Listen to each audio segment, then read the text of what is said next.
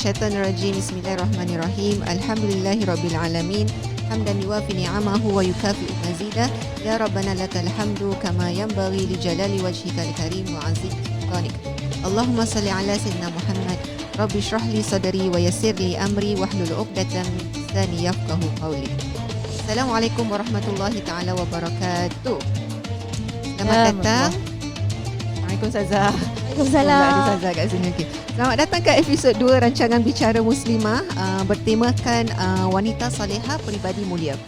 Seperti kita ketahui, Alhamdulillah, minggu lepas kita telah berkongsi sedikit sebanyak tentang latar belakang surah An-Nur ini. Jadi kalau kita boleh mengimbas kembali, surah An-Nur ni dia memberi maksud, maknanya adalah cahaya. Dan dia memberi maksud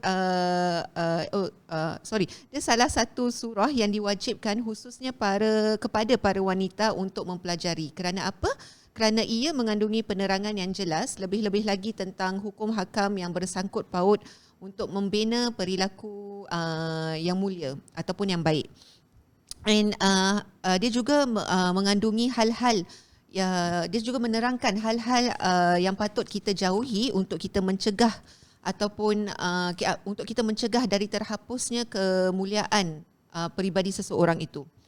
Di dalam ayat pertama, Allah Subhanahu Wa Taala telah mengakhiri dengan la'allakum tadhakkarun yang memberi makna supaya kamu beringat.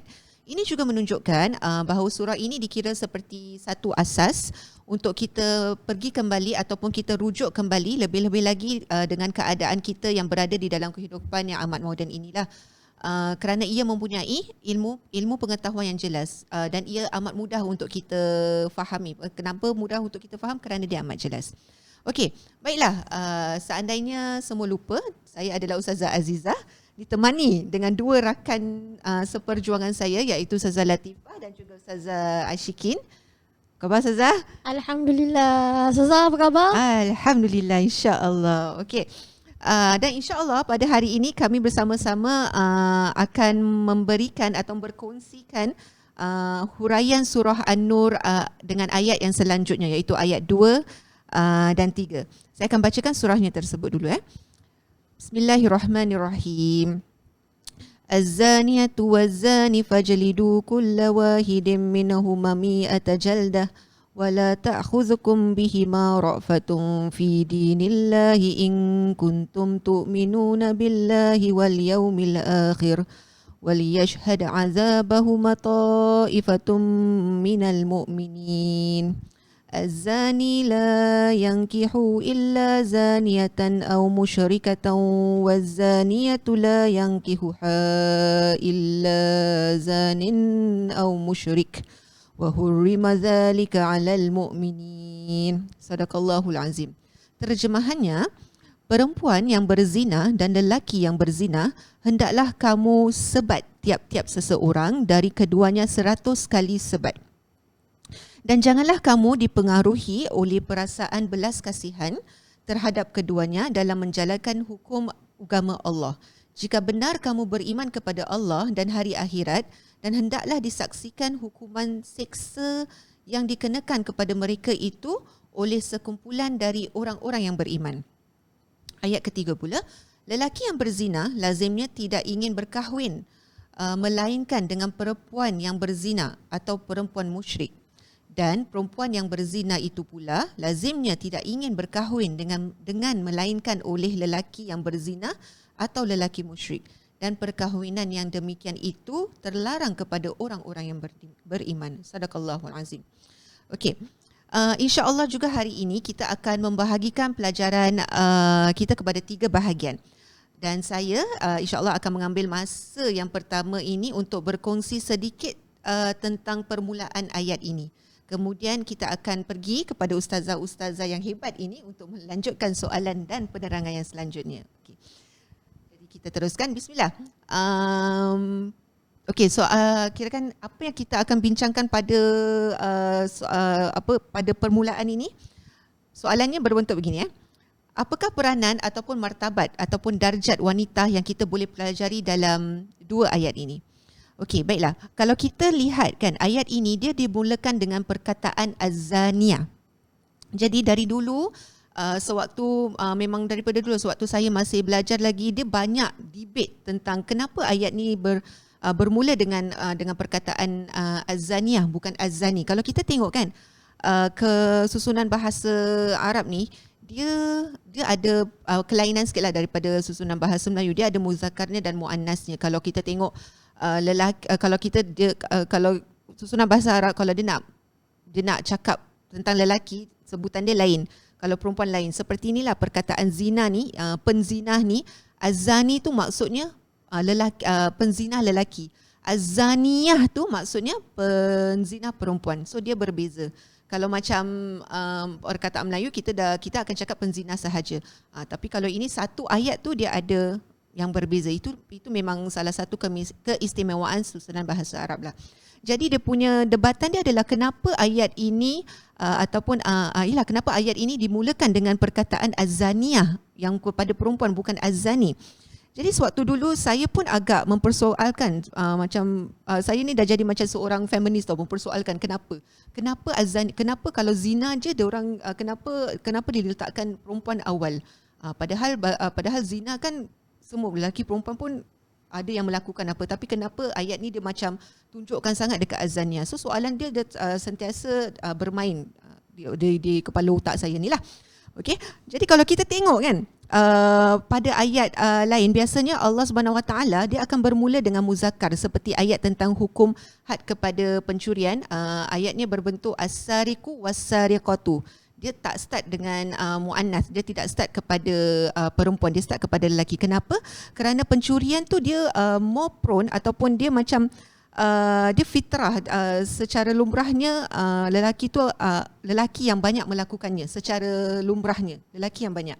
Jadi sebab tu ayat tentang pencurian tu dimulakan dengan as-sariqu, dengan kepada lelaki, berpihak kepada lelaki dahulu. Tapi kalau kita tengok, tapi bukanlah bermakna wanita tidak pernah melakukan ni, wanita tak pernah melakukan curi langsung lah. Tapi fitrahnya kepada, lagi-lagi kalau kita tengok macam pada zaman dahulu, wanita kan banyak duduk dekat dalam rumah. Jadi yang banyak keluar kat rumah ni, yang banyak melakukan benda-benda yang kat luar ni, semua kebanyakannya adalah lelaki. Jadi sebab itu rumah ayat pencurian tu dimulakan dengan as-sariq. Tapi dengan ayat tentang zina ni Allah memulakan dengan az-zaniyatu. Jadi dekat dalam tafsir Munir dia cakap gini. Saya bacakan dulu. Perbuatan zina oleh seorang laki-laki artinya melakukan hubungan badan dengan seorang perempuan sampai terjadi penetrasi tanpa ada ikatan kepemilikan atau syubhat kepemilikan. Sedangkan perbuatan zina oleh seorang perempuan ketika ia menjadikan seorang laki-laki bisa berbuat zinah dengannya. Maksud dekat sini apa? Apa yang kita boleh ambil lah iktibar daripada tafsir di dalam tafsir Munir ini, perbuatan zina ini dia lumrahnya dia bermula dengan kehendak seorang lelaki dan dia akan menjadi komplit dengan adanya consent ataupun keizinan daripada seorang perempuan. Kirakan perempuan di sini Allah cuba menerangkan bahawasanya perempuan ada hak untuk stop that zina itself from going on lah, from berlakunya zina tu lah. So zina can be stopped by a woman. Jadi macam slowly but surely bila kita belajar balik tentang tafsir dan penerangan ataupun huraian ayat ini, kita boleh nampak yang bukan bermakna ayat ini ditujukan kepada wanita sebab tu az-zaniyah tu di dekat depan, tapi ayat ini sebenarnya Allah tu tengah mengangkat martabat kita sebagai mengangkat martabat ataupun darjat wanita, bahawa ketentuan berlakunya zina itu berada di dalam keputusan seorang wanita apabila dia mengizinkan. Jadi kalau wanita tu cakap tak mengizinkan, dia tak kasih consent, jadi zina tu tak akan berlaku. Jadi macam peranan seorang wanita di dalam sesuatu perbuatan tu is very important. Jadi dengan itu kalau kita cuba memahami ayat ini ataupun penerangan ini, kita nampak betapa tingginya martabat wanita ni di pandangan Allah Subhanahu Wa Taala. Baiklah, itu adalah sebab pertama. Sebab kedua pula, kita boleh juga nampak Allah mengangkat lagi kehormatan terhadap wanita dengan meletakkan dia wanita ni pada yang pertama kerana the impact of zina ataupun aib ataupun the outcome bila terjadinya zina ni, dia punya impact banyak kepada wanita. dia punya aib dia punya malunya. Macam kita bayangkanlah kalau dalam konteks kita sekarang ini contohnya ada seorang lelaki melakukan zina dengan seorang wanita. Sekali somehow macam mana dia punya aib tu terkeluar. Dia tercemarlah, kirakan somebody dapat tahu yang diorang ni berzina. Jadi just imagine that situation. Kita boleh imaginekan betapa impactnya kuat dia sebelah mana, lelaki ke perempuan. Macam lelaki ni lumrahnya kita dah tahu lelaki ni lumrahnya memang nafsu mereka adalah wanita. Tapi kalau wanita nafsu wanita ni banyaklah, tu lain hari kita berbual lah pasal nafsu wanita ni, itu lain cerita pula kan. Jadi itu dah memang lumrahnya. Ayat ini dimulakan dengan memberi perhatian kepada kaum wanita supaya menjauhi perbuatan zina ini, kerana Allah mahukan kita juga menjaga martabat kita seperti mana Allah menjaga martabat kita. Jadi kita pun kena hormati macam mana Allah jaga kita. Kita pun kena jagalah. Allah dah berikan kita satu macam macam nak cakap, Allah berikan kita ni satu kekuatan untuk you can give consent or you don't give consent. Then that will lead apa yang akan terjadi, whether the zina akan terjadi ataupun tidak. Jadi wanita ni dia berhak untuk hentikan kelakuan zina, dan kita juga berkuasa untuk menjaga perhormatan, kerana itulah yang Allah inginkan kepada kita, wahai wanita. Jadi sesungguhnya para pendengar yang dihormati sekalian, ketahuilah bahawasanya dari awal lagi darjat wanita itu telah dinaikkan oleh Allah Subhanahu Wa Taala. Bukan sebaliknya. Boleh je Allah nak letak azani, tapi kita cuba memahami rahmat Allah Subhanahu Wa Taala kepada kaum wanita, khususnya di dalam surah An-Nur ini. Allah jaga perhormatan kita kerana Allah sayang kita, kerana Allah ingin memperingatkan kepentingan kaum wanita di dalam masyarakat ini. Baiklah, itu je. Saya rasa saya cakap macam saya dah berbual beberapa lamanya. Saya rasa para pendengar ataupun para penonton pun ingin dengar juga suara-suara ustazah-ustazah kita yang lain ni. Jadi insyaAllah kita akan Ustazah dah ready, Ustazah? InsyaAllah. Kita akan meneruskan kepada kepada perbincangan. Terima kasih Ustazah. Kepada perbincangan yang kedua, iaitu soalannya berbunyi begini. Apakah hukum dan hikmah yang boleh kita dapati dalam apakah hukum dan hikmah yang boleh kita dapati dalam ayat ini? Silakan Ustazah Latifah. Bismillahirrahmanirrahim. Rabbi shrah li sadri wa yassir li amri wahlul 'uqdatam min lisani yafqahu qawli. Alhamdulillah Ustazah, masya-Allah penerangan yang telah detail pada saya mengenai ayat yang telah diterangkan tadi. Okey, saya seperti mana yang kita ketahui bahawa ayat yang kedua dan ketiga dalam surah An-Nur ini menerangkan tentang hukum. Okey. So ayat yang kedua dalam surah An-Nur ini membicarakan mengenai hukum had zina. Okey, iaitu hukuman yang ditetapkan oleh syariat Islam kepada lelaki dan wanita yang melakukan zina. Okey, seperti mana kita ketahui perbuatan zina adalah satu perbuatan yang sangat keji. Okey, zina ini merosakkan kehidupan seseorang tu. Okey, ia membuatkan orang tu hilang rasa maruah diri ataupun dah tak rasa malu lagi. Bukan terhadap dirinya juga tetapi kepada penciptanya. Maknanya dia dah tak takut dengan Allah SWT, sebab tu dia melakukan zina ni. Okey, perbuatan ini dah sememangnya haram dan dikategorikan sebagai dosa yang amat besar. Dan azab seksa yang akan diterimanya tu kelak pun sangat besar. Sebab tu adanya hukuman khusus apabila orang tu melakukan zina. Okey. Jadi berdasarkan kepada ayat ini, hukuman hukuman hudud bagi orang yang berzina ni ialah hukuman dera sebanyak 100 kali atau dirotan sebanyak 100 kali di depan halayak ramai kaum muslimin. Okey, hukum ini adalah bagi pelaku zina lelaki dan wanita yang belum berkahwin. Manakala jika orang tu sudah berkahwin, pelakunya sudah berkahwin dan kemudian dia melakukan zina dengan orang lain, maka menurut syarak ialah hukumannya ialah rejam dengan batu sehingga mati. Okay. Di dalam ayat ini juga dijelaskan bahawa pelaksanaan hukum had ini hendaklah dilakukan di hadapan sejumlah orang mukmin ataupun orang Islam, supaya kenapa? Okay, bila berlakunya hukuman ini, jadi orang yang lain akan nampak, okay, dia pertama ialah dia akan membuatkan orang yang mendapat hukuman tu menjadi lebih takut. Kerana apa? Dia dah tentunya hukuman zina ni adalah haram, okay, dosa besar. And the same time bila melakukan hukuman ni, dia akan buatkan orang tu macam okay, I won't do it again. Okay, because takut pasal nak didera, nak disebat 100 kali di depan halayak orang ramai. Dan dengan orang-orang yang at the same time orang yang melihat tu itu dianggap sebagai macam pengajaran. Sebab tu dalam ayat pertama surah An-Nur ada menyebut tazakkarun. Okay, Allah mulakan Allah akhiri ayat pertama tu dengan tazakkarun.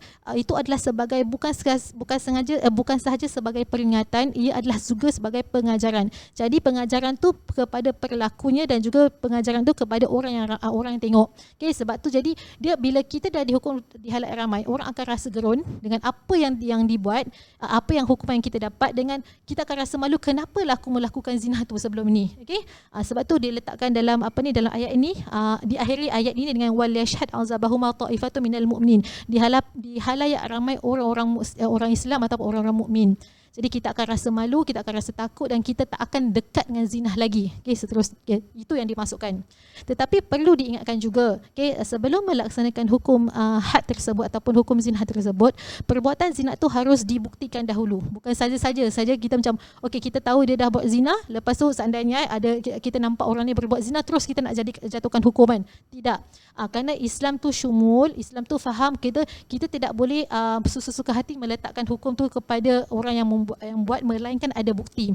So untuk menunjukkan yang orang tu dah buat, ada tiga kategori. Yang pertama, pengakuan oleh orang pelaku tu sendiri. Okay? Seandainya orang tu buat, jadi dia mengaku yang bahawa saya telah berzina. Tapi benda-benda ni, statement ni pengakuan ni jarang-jarang berlaku kecuali pada zaman Rasulullah sebenarnya. Okay? Kalau kita tengok dalam konteks sekarang, orang berbuat maksiat, orang berbuat dosa dan sebagainya, adakah dia nak tunjukkan?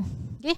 Kalau kita, alhamdulillah, kalau kita yang berilmu ni, kita macam faham okay, itu adalah salah, kita jauhi. Tapi kadang dalam konteks sekarang orang akan berdiam diri tau. Okay? Kalau misalnya seandainya diketahui umum pun, sebaik mungkin keluarga akan menutupinya. Itu dalam konteks zaman moden sekarang. Tapi itu kalau kita berbalik kepada yang bukti ni, salah satunya inilah tadi pengakuan pelaku sendiri.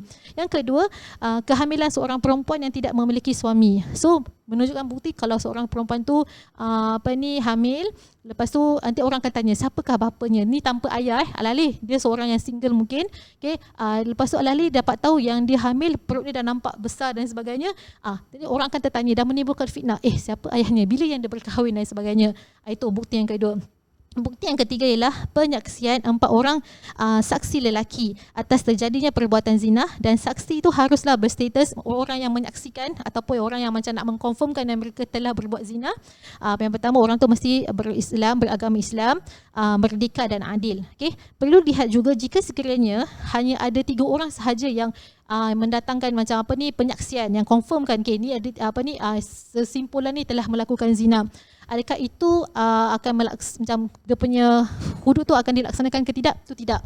Kerana apa? Belum cukup penyaksian. Sebab tu dalam Islam mengatakan kena cukup ada saksi 4 orang yang status lelaki yang tadi, barulah kita boleh melakukan hukum had tersebut ataupun hukum hudud tersebut. Okay?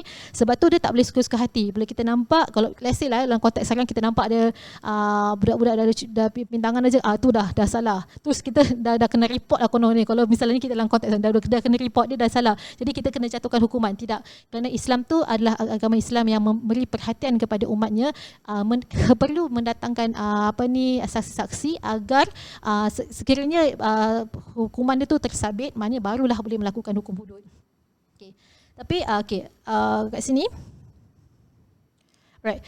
Tapi secara realiti ketika kita hidup di negara di mana tidak mengamalkan hukum hudud, okay, tetapi itu tidak bermakna kita sebagai orang Islam boleh melakukan maksiat di mana-mana sahaja. Okay, especially dalam konteks sekarang. Kita bukan negara yang mengamalkan hukum hudud. Tapi itu that's why Islam tu macam bagi kita guideline dan pengajaran untuk kita mencorak hidup kita berdasarkan pada syariat Islam.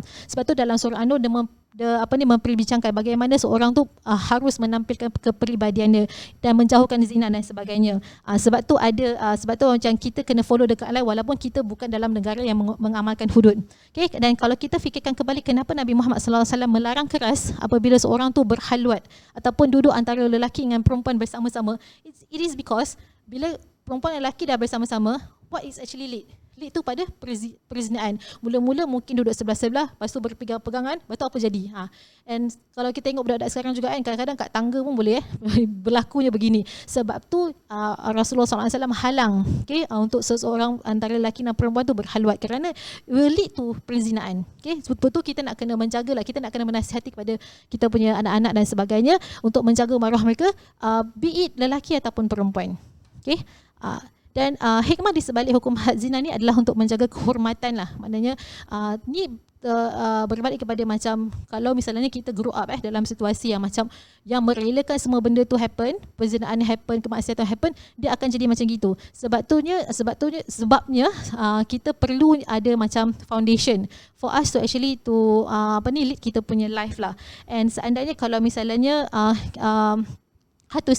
kalau seandainya zina ni terlampau macam senang dilakukan, mana-mana macam ni, kalau zina ni ataupun maksiat ni senang dilakukan di mana-mana, kita punya masyarakat jadi macam mana? Dia akan terpesong. Dia akan jadi macam so-called yang macam jadi kita punya moral kehidupan kita semua akan jatuh, jadi buruk. Sebab itulah disebabkan kalau to ensure that kita tak lead tu yang dalam keadaan yang macam gini, sebab itulah kita perlu menghadiri kelas-kelas agama, kita perlu baca Al-Quran, bagaimana Islam mengajak kita kepada menjaga kita kehormatan kita dan sebagainya. And at the same time Islam juga ada bagi kita guideline untuk kita menjaga 5 perkara. Perkara pertama ialah kita mesti memelihara agama. Perkara kedua kita memelihara jiwa. Perkara ketiga memelihara kehormatan. Keempat memelihara akal, dan kelima memelihara harta benda. So sekiranya kita menjaga 5 perkara ini semua, insya-Allah kita berlandaskan kepada syariat Islam dan dengan tuntutan yang Allah SWT telah berikan kepada kita. So sebab tu kita nak kena look back and see, and kita kena nasihati orang sekeliling kita kena nasihati diri kita, dan kita kena nasihati sekiranya kita mengajarkan, kita kena menasihati anak-anak student-student kita dan sebagainya. Itulah, tu maknanya kalau kita menjaga 5 perkara ni, insya-Allah hidup kita aman lah, consider aman. Itu sahaja insya-Allah. Masya-Allah, Ustazah Latifah huraian huraian tentang hikmahnya.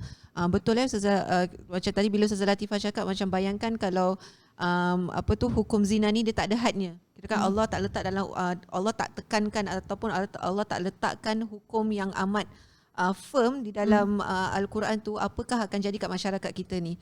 Kira kan tak ada orang pun yang akan takut nak buat zina. Jadi macam dia punya cycle tu cycle tu dia akan macam berleluasa. Kira kan macam semua orang nanti tak ada. Saya lupa nak masukkan kat sini. If I say kalau zina tu berlaku dengan sesuka hati, terjadinya banyak anak yang tak ada nasab. Maknanya pembuangan anak pun banyak. Dan kita tak tahu bila terjadi anak yang tak ada nasab ni semua, kita tak tahu siapa bapanya, dan siapa yang ibu bapa, siapa yang actually yang bapa kepada budak ni. Lepas tu seandainya kalau semua orang lah buat zina, jadi dah tak ada wasilah lah. Dia macam faham tak wasilah tu? Dia macam link kita. Itu dia link pada keluarga. Macam kita ada keluarga Latifah binti Yusuf dan sebagainya. So dia dah tak ada nasab kita tu macam terputus macam itu. Dah campur aduk. Jadi kesian. Betul. Terima kasih Ustazah Latifah. Okey, so kita berbual ataupun berbicarakan tentang betapa firmnya hukuman ini. Kita akan terus kepada soalan yang ketiga, iaitu mengapakah Allah Subhanahu Wa Taala menekankan atas kepentingan denda hukum ini. Dan insya-Allah Ustazah Shikin kita akan memberikan huraian tentang soalan ini. Boleh Ustazah? Insya-Allah.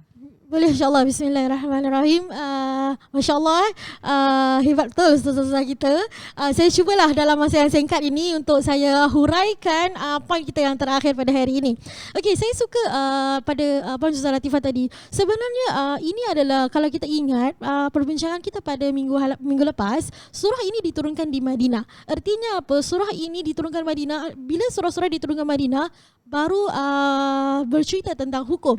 Tetapi waktu surah-surah di Makkah telah diceritakan apa, Allah telah bagi kita reminder sebenarnya. Dengan apa dalam surah Al-Isra itu sendiri, Allah terangkan, Allah berfirman, A'udzubillahi minasyaitonirrajim, wala taqrabuz zina. Jangan kamu dekati zina. Innahu kana fahyatan wa sa'a sabila. Sadaqallahul azim. Kerana apa? Kerana zina itu adalah perbuatan yang sangat keji. So maknanya Allah dah bagi reminder lagi, jangan dekat dengan zina. Seperti mana Ustazah Azizah terangkan, Allah telah meletakkan martabat wanita itu terlampau tinggi. So sebelum kita say no to perbuatan zina itu sendiri, seharusnya kita sebagai wanita, kita ada hak. Inilah baru kita nak mempertahankan hak wanita kan. Kita ada hak untuk say no kepada apa-apa sahaja perbuatan yang menjurus kepada zina. Sebab zina dia takkan terjadi baru terus zina tau, dia akan start pegang-pegang kan, memang tangan kan. Dia akan start macam itu. Okay, so kalau saya nak ceritakan dekat sini dalam satu hadis yang diriwayatkan oleh Huzaifah, Rasulullah SAW bersabda, hai sekalian orang, jauhilah olehmu akan zina kerana zina menimbulkan 6 kecelakaan. Yang 3 di dunia dan 3 pula di akhirat. Apa dia? Yang ketiga di dunia adalah menjatuhkan harga peribadi, menyebabkan miskin dan mengurangi umur.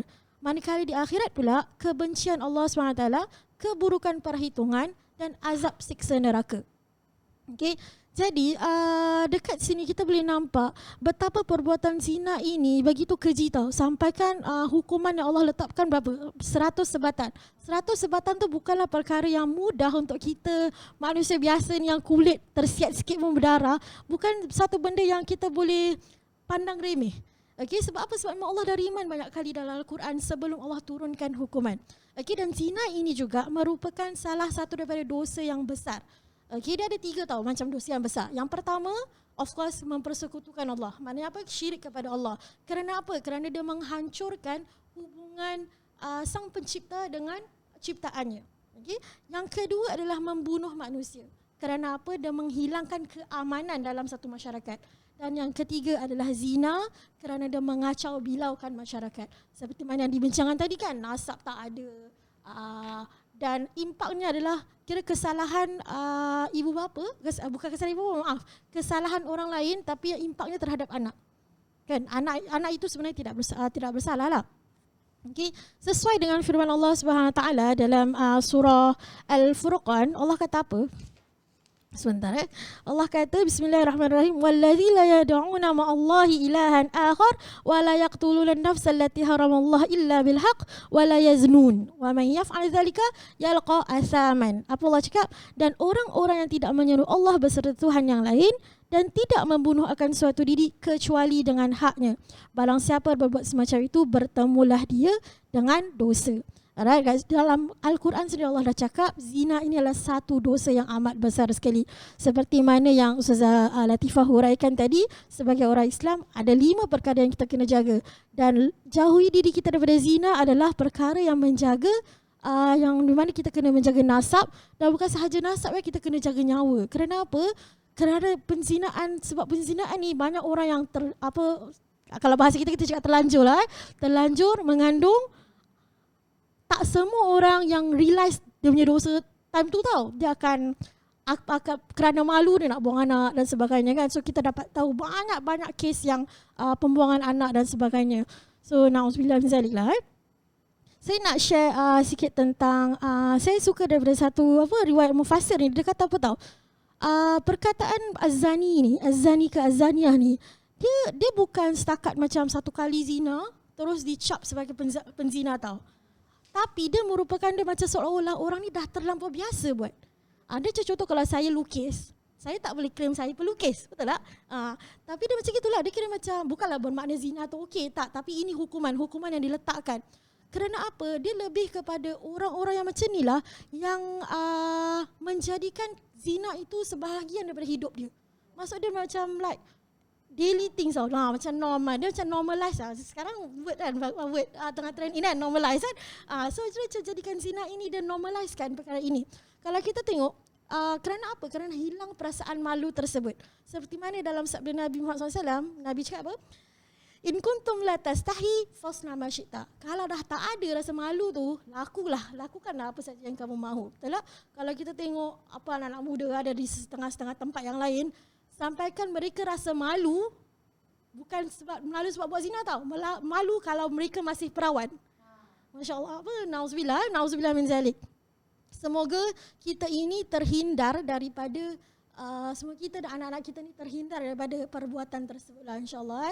Islam sangat memelihara kehormatan dan mengangkat tinggi martabat wanita. Namun janganlah kita sebagai seorang wanita sendiri meletakkan harga diri kita begitu murah. Jadi marilah kita sama-sama saling menasihati dan mengingati diri sendiri supaya jangan dekati zina dan jangan meletakkan stigma bahawa pelaku-pelaku zina ni sedang diuji Allah. Tetapi kita berilah ruang dan sokongan kepada mereka untuk berubah dan memperbaiki kehidupan kepada yang lebih baik, insya-Allah. Wallahu alam. Sampai di sini sahaja untuk episod ini. Kita akan teruskan pada episod yang seterusnya dengan huraian yang lain. Wabillahi taufiq wal hidayah. Wassalamualaikum warahmatullahi taala wabarakatuh.